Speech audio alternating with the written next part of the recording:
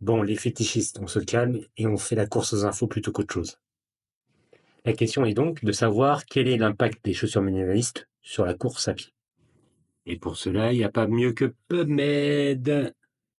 PubMed, Science Direct ou autres bases de données sont quand même la principale source de savoir qu'on a actuellement. Allez, on va commencer avec le pied et le fait de marcher en minimaliste dans un premier temps.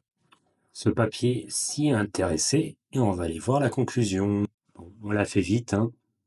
Mais en gros, marcher en minimaliste est aussi efficace que de faire des exercices spécifiques du pied. Donc, marcher en minimaliste, c'est déjà bien. On va s'intéresser à un papier qui fait une approche évolutionniste des choses, c'est très intéressant.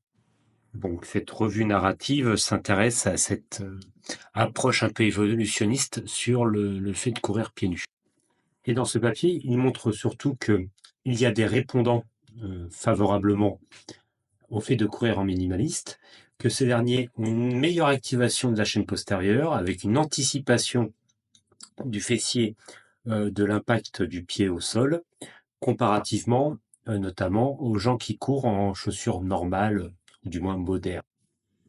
Au-delà, qui considèrent que ça fait 6 millions d'années que on marche pieds nus, il est intéressant de noter que il y a vraiment une augmentation des entrées sensorielles grâce aux minimalistes et que les muscles intrinsèques du pied sont hypertrophiés et plus forts. Et peut-être dernière étude de revue systématique sur les minimalistes. Allez, cette étude met en évidence que quand même il y a des risques sur les métatarses de fractures de stress et que il y a des charges mécaniques un peu plus importantes sur le tendon d'Achille. Mais en même temps, ça paraît logique parce qu'on court beaucoup plus sur l'avant-pied.